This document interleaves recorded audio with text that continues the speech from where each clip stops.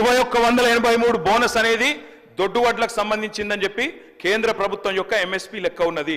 Bonus ఇస్తామని చెప్పింది దొడ్డువడ్లకు, ఇవాళ మాట్లాడుతున్నది మాట తప్పి చెప్తున్నది సన్నవడ్లకని. ఇచ్చిన బోనస్ 700 కోట్లు. మళ్ళీ అదే చెప్తున్నా సార్ నేను. వాళ్ళు అడ్డమైన మాటలు మాట్లాడచ్చు, మేము మాట్లాడద్దా సార్? వాళ్ళు ఏది పడితే అది మాట్లాడచ్చు, మంత్రులు కూడా నోటికి వచ్చినట్టు మాట్లాడచ్చు, మేము వివరణ కూడా ఇవ్వద్దా? ఇదేం పద్ధతి అధ్యక్ష? బోనస్ బోగస్ అయ్యింది, బోనస్ బోగస్ అయ్యింది.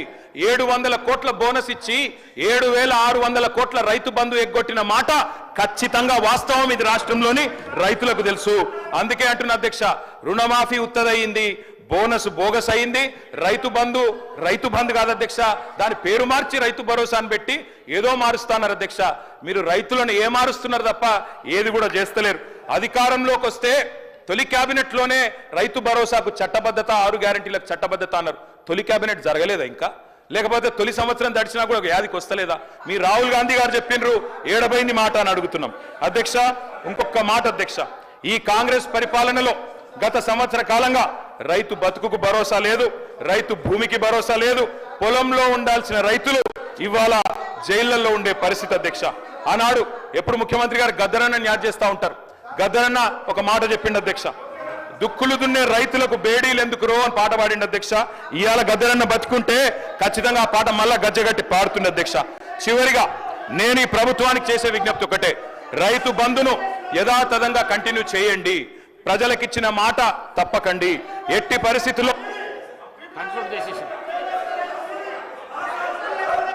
ఈ రాష్ట్రంలో రైతులకు బేడీలేసిన చరిత్ర ఈ పార్టీ బీఆర్ఎస్ పార్టీకి ఉంది అధ్యక్ష.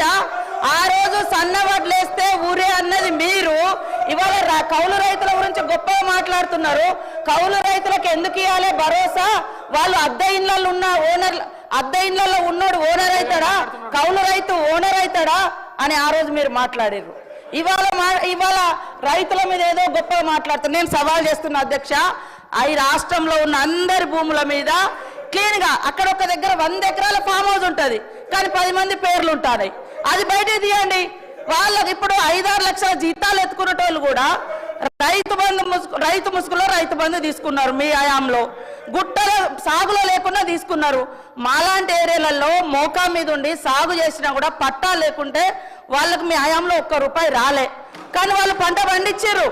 మీరు ఇచ్చింది రైతు బంధు, రైతు పెట్టుబడి కాదు, పట్టా పెట్టుబడి ఇచ్చారు.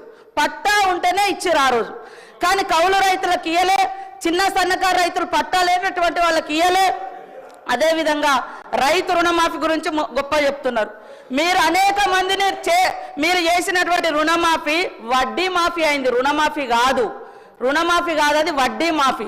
ఆ వడ్డీ మాఫీలో కూడా మీరు అనేక మందికి రైతులకు నిబంధనలు పెట్టడంతో చాలా మంది ఈ నిబంధనల మూలంగా మేము ఇచ్చినటువంటి రుణమాఫీలోకి కూడా కొంతమంది రెన్యువల్ కానేటువంటి పరిస్థితి వాస్తవం. అలాంటి వాళ్ళే ఆగింది. అది 2014 నుంచి కొనసాగుతూ వస్తుంది. మీరు చేసినటువంటి రుణమాఫీ నిబంధనలు కొనసాగుతూ వస్తున్నాయి. కాబట్టి అది గుర్తుపెట్టుకోండి. మీరు అన్ని బాగా చేసినాక 30,000 కోట్ల రైతుల రుణమాఫీ కాకుండా ఎట్లున్నాయి? మీరు అన్ని రైతులను రాజులను చేసిర్రు, రైతు బంధు ఇచ్చిర్రు, అన్ని చేసినాక మళ్ళీ 30,000 కోట్ల రూపాయలు వాళ్ళ మీద ఎందుకు భారమైంది? ఎందుకు రుణాలు మిగిలినాయి? అది చెప్పండి. కాబట్టి ఇవాళ కేటీఆర్ గారికి ఒకటే అడుగుతున్నా, మీరు 10 ఏళ్లలో భూమి లేనటువంటి ఒక్క పేదింటి బిడ్డలకు మీరేమిచ్చారు? ఓకే, 100 ఎకరాలు ఉన్నోళ్ళ గురించి అన్ని ఇవ్వాలి, లక్షల జీతాలు వచ్చినా అన్ని ఇవ్వాలి అని అంటున్నారు. మరి పేదోడికి మీరు ఈ 10 ఏళ్లలో కనీసం ఉచితంగా కరెంట్ ఇయ్యలే, కనీసం ఇవాళ ఉచితంగా ఎర్ర బస్ ఫ్రీ ఇస్తే కూడా మీరు ఓర్వలేకపోతున్నారు. అదేవిధంగా వాళ్ళకి 10 ఏళ్లలో ఏమి ఇచ్చిర్రు? భూమి లేని వాళ్ళకి ఏమి ఇచ్చారు? మేము ఇప్పుడు భరోసా కింద 12,000 రూపాయలు పెట్టినాం, ఉచితంగా కరెంట్ ఇస్తున్నాం. వాళ్ళ ఆర్థిక భారాన్ని తగ్గించడం కోసం, కుటుంబ భారాన్ని తగ్గించడం కోసం పేదింటి బిడ్డలకు, ఆడబిడ్డలకు 500 గ్యాస్ చేసినాం. మీరు ఎందుకు చేయలేదు? మరి మేము ఉచితంగా బస్సు పెడితే గగ్గోలు పెడుతున్నారు, ఉచితంగా 200 యూనిట్ల కరెంట్ ఇస్తే గగ్గోలు పెడుతున్నారు. కాబట్టి మీ వైఖరి ఏందో స్పష్టం చేయండి. మీ వైఖరి ఏందో అంటే అందరికీ వాళ్ళు 100 ఎకరాల ఫామ్ హౌస్లు ఉన్నా కూడా ఇవ్వండి అని అంటారా? అదే చెప్పండి. నేను ఈ సందర్భంగా కూడా మా వ్యవసాయ శాఖ మంత్రి గారిని కోరుతా ఉన్నా, దయచేసి ఎవరెవరికి ఎంతెంత పోతుందో ఆ వివరాలు మొత్తం గ్రామాలలో పెట్టాలి.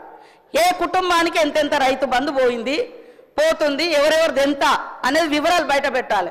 పేదోళ్ళకి ఆ ఊర్లలో ఏమేమి వచ్చినాయో కూడా బయట పెట్టాలని కోరుతా ఉన్నా. కన్క్లూడ్ చేయండి ప్లీజ్.